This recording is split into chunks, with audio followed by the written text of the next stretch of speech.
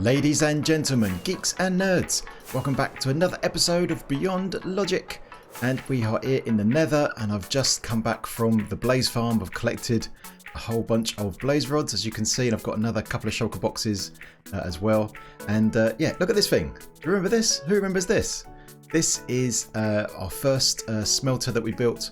This is an original Mango design, and we use this for building Castle Barad-dûr right there. We used it for cooking up all of the netherrack we've got here and all the netherrack we dug out at the time to make the nether bricks to build that building. And yeah, this is what I've been using to do all of my smelting. So all of the glass I've built, I've used, and all that kind of stuff that needs smelting up, this is what I've been using. So it's a bit janky, only 8 furnaces, so it's not super quick, but it worked. But I think it's time for an upgrade, and that's what we're going to do this episode. We're going to take this down, reclaim all of these hoppers, and we're going to build a much bigger version in the Death Star. All right. So first job is to take this thing down, and then I'll meet you in the Death Star where we can start building. And we're now on our way back to home sweet home. So yes, this week has been pretty good. Pretty good. So for those who haven't seen it, we released the first episode of a brand new series. It's a collaboration with myself and Methods from the Sci-Fi server, and it's going to be all about the technical aspects of the game. So if you're interested in learning about all the nuts and bolts of things like all the basic redstone components, plus like spawning algorithms and flying machines, all this kind of stuff, like the actual nitty-gritty of how this stuff really works under the covers, then go and check out that series. It's called Dissecting Minecraft. So yeah, anyway, after that quick plug, yeah, go check that out. And this is where we're going to build our smelter array. We've got all this space right here at this level, so plenty of room. And this is going to be a 48 smelter of my own design. So yeah, I'm sure that it's got a few shortcomings, but it's going to be good enough for what we need. And the idea here is that it's right next door to our storage right here. So obviously if we need to smelt up like a whole bunch of glass, for example, we can grab our sand from in here. We can then walk not too far away, right over to here, and then start smelting. So it's all nice and convenient, right opposite our hangar over there. All right, so let me get a floor in place at least to start with and lay this thing out, and then we can start building. And here is the beginnings of our smeltering array, and here are all the furnaces, 3 sides, and this is actually 3 lots of 15, so this is going to be 45 furnaces rather than 48 that I originally planned. I did have a design with that many furnaces, but I was having a few issues with a few little bits and pieces, so I thought it's much easier to just have 3 lots of 15, and we'll probably cover that as I build it up. But yeah, this is going to be good enough for us, no problem at all. So it's not super huge, but also it's going to be plenty good enough for what we need. It seems since I've been used to just 8 furnaces, so it's a big upgrade. And I've moved it quite a far back. So you can see there's a big distance between the doorway to our corridor here and the actual smeltering right here. It's going to come out a little bit this way because we're going to have our control panel over here for a whole bunch of stuff, which we'll get onto later. But also, like we had for the hangar on the other side, I want to have plenty of space so we can have some doorways going that way into that space, because there's a big cavity there. And I want to just at least give us the option to fill that up if we want to later. Same on that side. We can have another corridor that way with some kind of room in there. Not sure what yet, but yeah, it's good to kind of think ahead. So this is it. So yeah, I think the floor here we're going to have similar to what we've got in our storage room, a kind of layer of glass on top with some different kind of stairs and stuff underneath it. Be pretty cool, I think. So I'm not sure how far we get this episode, but it'd be good if we can get the whole smeltery built up, get the floor in. And if we can, I'd like to get the corridor and maybe even the ceiling as well. Try and get a whole room done, because one thing that's about this Death Star is we've built the outer shell. We're starting to fill it with rooms, but none of these rooms, apart from the hangar, are actually complete. Even the storage room still needs a ceiling on it. So I really want to try and get cracking with actually completing rooms. It's starting to come together, but not as quick as I'd like. That's just because I'm kind of focusing on the more interesting stuff, which is the building of farms and contraptions that I find more interesting. But yeah, definitely going to try and do that if we can, and make an effort to get these things finished. And yeah, so you get an idea of what the finished product's going to be like. All right, so here the furnaces are in. So I think what I'll do is I'm just going to build this up bit by bit, and obviously as there's a little bit of progress, I'll bring you in and we can talk about the interesting stuff. And yeah, take it from there, and then we can get smelting.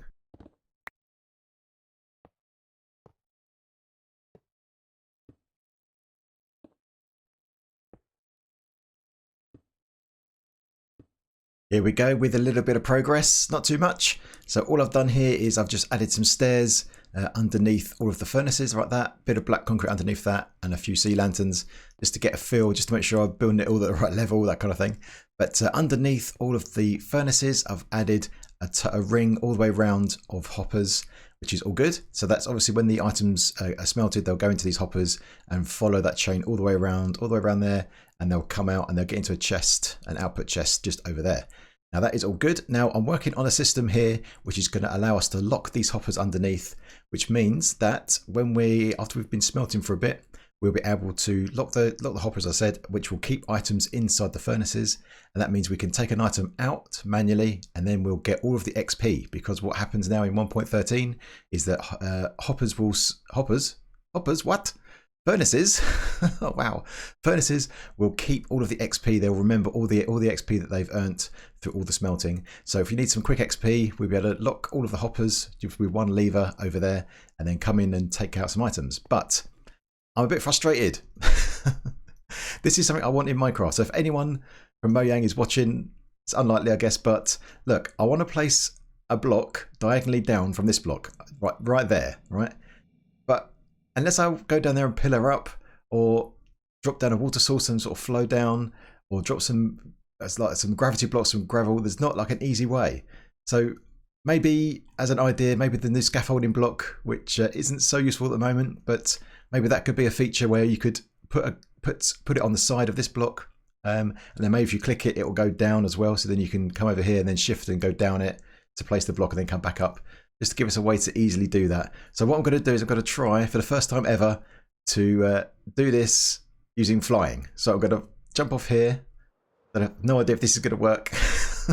And then I'm going to try and fly up to that block and get a block somewhere in the vicinity where I need it. Wait.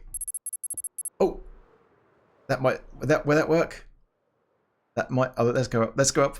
How did that work? I'm falling. Fly. Come on, you can do it. There we go. Where did that block land? Is that going to help us at all? Oh, maybe. Here we go. Flying skills. Right, let's have a look. Is this going to help us? Yes, look at this. We can now go here. Yes, that's it. We did it. Oh, please. That should be easier. All right. So what we're going to do here is we're going to have a bunch of repeaters. I've got some here. These repeaters are going to be, where's it gone? Here. These repeaters are going to be pointing into these blocks, and there's going to be a redstone line behind it. So let's get the redstone as well. Just like that. So imagine that all the way along, and then when we power this redstone from a lever over there, it's going to go all the way around the edge, and then that's going to power all of these blocks right here, which are then going to lock all of the hoppers underneath. And that means we'll be able to take out the items and get the XP. So I just got to build up this all the way around, and then we can move on to the next bit. And here we are with 45 repeaters all the way around. In fact, more than 45, and then we've got 2 here, 45, 46, 47, and then 48, 49 repeaters. This is money well spent. Or is it? We'll come back to that in a second. But yeah, this works now. So if you have a lever over this side, we're going to move this lever to be part of our control panel. When we turn this on, obviously all the dust then gets powered, which powers all these repeaters, which powers all the blocks underneath here, locking all of those. And this is one of the reasons why I wanted to do 15 rather than 16, because the length, the signal length is 15 from a lever all the way up to here. So this powers this one, and then we can take the signal from this repeater to boost it up to here. And then we can do another 15 to do this side, and then another 15 over on this side as well. But I just finished this up, just literally finished it, and then thought to myself, I wonder if there's a better way, because this seems very expensive. There's a lot of repeaters there, and yeah, actually we could do it this way instead. So how about if we did this? So we could have our lever that powers this redstone that goes along, but just have some torches underneath, and that way we can do this. And when it's like that, then these hoppers are locked. So if I try and drop some items on top, they just stay there. And then if I flip the lever, they disappear. So I think I'm going to take that out and use this instead, because it's much cheaper and I can keep all those repeaters. All right, let me do that. And then we can definitely do the next bit. Here we go. The change has been made. I've taken it all out and replaced it with our torches. So that's a much cleaner, much smaller solution and much cheaper, of course. So that is all now done. And you can see here I've added this chest. So all of the hoppers underneath go into this output chest so we can collect all of our smelted goods. So that is super cool. I'm now making a start on this kind of control panel area. So this is the lever that's going to control the torches that lock the hoppers. So at the moment, as you can see, all the torches are on. So those hoppers are locked. And if I flip the lever, obviously we have this light that comes on. And now the torches are off, which means that the hoppers are released and the items can flow into the chest. Now I'm just debating what's the best way to indicate that. So is it best that this lamp is on when the hoppers are released, or is it better to have this lamp under here? We could make this go all the way along instead of the black concrete. So when we flip the lever, that light is now on. So maybe that's better. Might be a bit cooler. Not sure yet. So I'm going to work out. I'm going to think about that and make a decision in a minute. But yeah, we've got the next bit. I've made a start on the next bit over here, and we can actually see all the stuff I've done. All goes around here and around there. There you go. So yeah, this is the next bit. But before I talk about this, I need to apologise because my voice is super bad right now. I'm not feeling all that great, to be honest, and I've been doing a lot of coughing and sniffling, and yeah, I'm trying my best, trying to soldier through it, you know. But yeah, if my voice sounds a bit odd, then yeah, that's why. But anyway, let's talk about the next bit. So the next bit is the fuel. So we've dealt with the output. Now the next thing is the fuel. So to get fuel into a furnace, we're going to add a bunch of hoppers behind pointing into the furnace. So I've done that right here. So you can see that points into there. Now what I want to do is I want to have like a, probably not super smart, but a semi-smart system to make sure we have fuel in these furnaces at all times. So what I've done here is for these furnaces, I've put our fuel in, stack that up, and inside these hoppers, I've put one blaze rod. Now I'm going to read off the content of that hopper with this comparator, and that is going to go into this torch, and then that is going to light up this line. So that is just a big AND gate. AND gate, OR gate, a gate, a logic gate of some kind. But basically what's going to happen is if any of these hoppers become empty, so let's take this blaze rod out of here, that is going to light up this torch, which then lights up this whole row. But then that line we can take all the way around over to our minecart system we're going to have over there, and that can release a minecart full of fuel, and that will come around here across these rails that are going to be on top of the hoppers, bounce off of that block, and then come back. And so the idea here is that if we do this all the way around, if any hopper becomes empty, the fuel minecart will come and bounce around, go back again, and make sure that all the minecarts are filled up. So that is the idea. So we're just going to do this all the way around. So that's pretty cool. So it's kind of semi-smart in terms of we don't have the minecart going backwards and forwards all the time, and we don't have to have a load of hoppers on top of each other, that kind of thing. So a little bit more interesting. So I think we're going to do that. That's the next thing. And yeah, I think so far it's coming together nicely. The other reason for the 15 furnaces I didn't mention before is, of course, now it's an odd number. So we have a center, which I always struggle a little bit when we don't have odd numbers. So that's also useful. All right, so let's get building this thing up, and then we'll do the third part. Okay, here we go. All the comparators are in. All the rails are now in. So we are good to go. All this stuff is now linked up. So that is really good. So what this means is over here near our control panel area, we have this piece of redstone dust. So if that gets lit up, we want to send a minecart with some fuel inside it along these tracks. So they go along these tracks, and the hoppers underneath will suck up any items that they need to refill. So that is all good. So yeah, let's do this bit together then. See how easy this is. So hopefully, if we stick a block here, and we need a repeater, which I have got somewhere. Where is it? There. Got it. There it is. Right. So let's put the repeater here. Now the reason we have a repeater here is because if this hopper becomes empty, that will obviously light up this torch, which will give this piece of dust a signal strength of 15, and then 14, 13, all the way down here, which means that this one right here will just have a signal strength of 1. So now we need to boost it. So that's why we have a repeater right next to this piece. So now hopefully we can just link this up quite hopefully easily. So we come out, I think it's 3 blocks here, and then we need to go up this way with that guy. So this is going to link up to where our minecart chest is going to be. And now we need to have some blocks here for the minecart to sit on. All right. Looking good, maybe. So let's just push this redstone all the way here, and that actually is going to go into a block. So yeah, so if that piece of dust lights up, this line will then power this block right here. That means we can have a power rail here. So it's off by default if this is off. And let's put some more rails here. We need a non-powered one here. There we go. So that's it in terms of the minecart, I think. You're right. So now let's get some hoppers on top. So let's have hopper here and hopper going into that one. So if we now get our minecart and pop that underneath. So this can get filled up with fuel from this hopper. And then we just need to add some storage on the top.